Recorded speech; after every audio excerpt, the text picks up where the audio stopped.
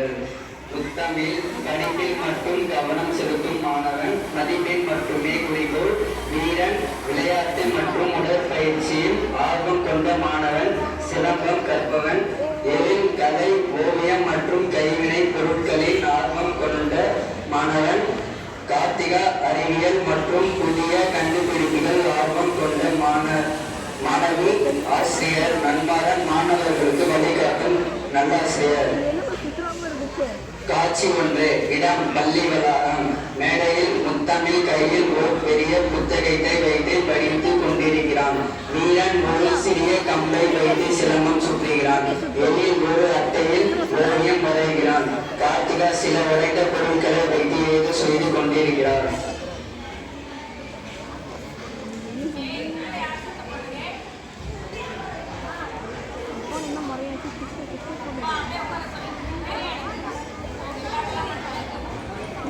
கொஞ்சம் சட்டம் போடாதான் இருக்கீங்களா?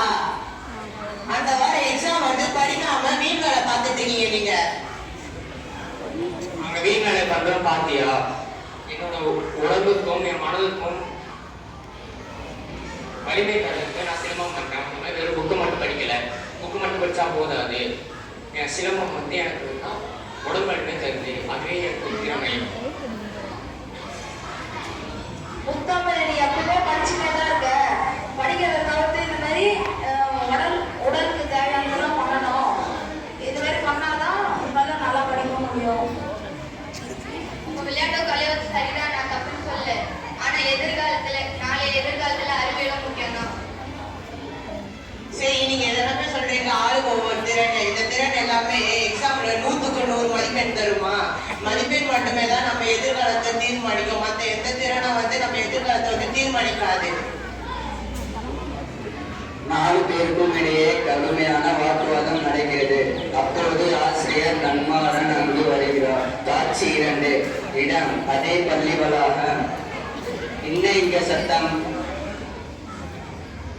ஐயா, முத்தமிழ் வந்து எங்களோட திறமையெல்லாம் பார்த்து கேள்வி கேட்டுருச்சுக்கிறேன் ஐயா. அப்படியா முத்தமிழ்? ஆமா ஐயா, இவங்க எல்லாரும் வந்து படிக்கிறதுல வந்து கவனமே செலுத்த மாட்டாங்க. மற்ற எல்லா திறனையும் வந்து கவனம் செலுத்துறாங்க. முத்தமிழ், இப்போ ஒரு பறவைக்கு 2 சிறகுகள் உள்ளது. ஒரு சிறகு கல்வி, இன்னொரு சிறகு பல கலை திறன்கள். ஒரு சிறகை வைத்து பறக்க முடியாது, இன்னொரு சிறகை பல கலைகளை வைத்துதான் பறக்க முடியும். அப்பதான் வாழ்க்கையில் முன்னேற முடியும். நீங்க சொல்லுங்க ஐயா. சரி, இப்போ அடுத்த வாரத்துல நம்ம டிஸ்ட்ரிக்ட் மாநில அளவுல திறன் கண்காட்சி நடக்குது. அதுல நீங்க 4 பேரும் சேர்ந்து ஒரு ப்ராஜெக்ட் செய்து தர வேண்டும்.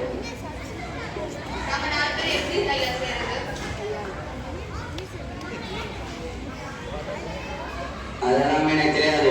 நீங்க 4 பேரும் கண்டிப்பா ஒரு ப்ராஜெக்ட் செஞ்சு அந்த நாளை மறுநாள் வந்து பாருங்க. இப்ப சார் வந்து நம்ம கிட்ட இந்த மாதிரி சொல்லிட்டாங்களே, நம்ம 4 பேர் சேர்ந்து எப்படி ஒன்னா சேர்ந்து உன்னோட அறிவியல், என்னோட ஓவியம், உன்னோட கல்வி, உன்னோட உடம்பு வளம் 4 சேர்ந்து எப்படி நம்ம ஒன்று செய்யறது?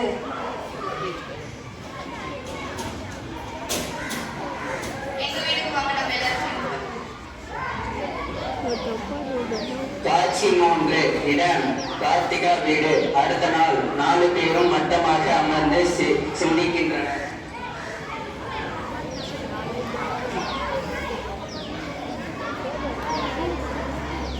நாம 4 பேர் சேர்ந்து இப்போ கண்டுபிடிக்க சொல்லி சார் சொல்லிருக்காரு. நான் கண்டுபிடிச்ச என்ன தெரியல. எனக்கு ஒரு யோசனை தெரியுது. கிராமத்துல தண்ணி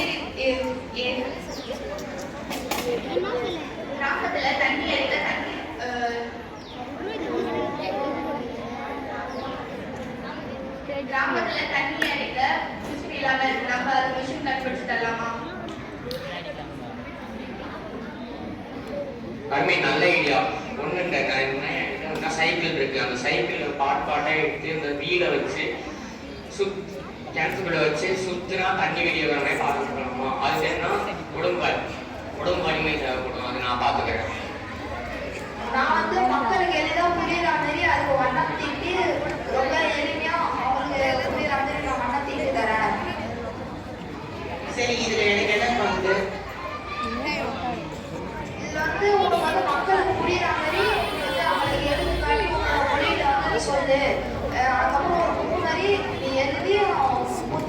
தொலைக்காட்சியை நாங்கள் வச்சு நாங்கள் எக்ஸ்பிளைன் பண்ணியிருக்கோம்.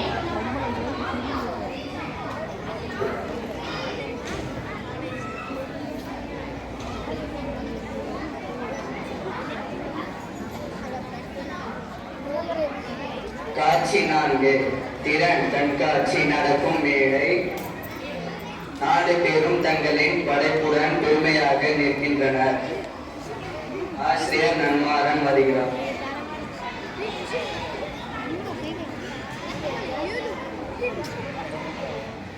உங்க ப்ராஜெக்ட் நல்லா இருக்கே. நீங்க 4 பேர் தான் செஞ்சீங்களா? இது எனக்கு எக்ஸ்பிளைன் பண்றீங்களா? ஆமா ஐயா, நாங்கள் 4 பேர் தான் செஞ்சு இந்த முத்தமிழ் எக்ஸ்பிளைன் பண்ணுவோம். கிராமத்துல வந்து தண்ணி எடுக்க கிணத்துல வந்து தண்ணி எடுக்க முடியாத கஷ்டப்படுறவங்களுக்கு வந்து இது வந்து சைக்கிள் டயர் வச்சு சுத்தினா வந்து தண்ணி மேலே வரல. Okay, super.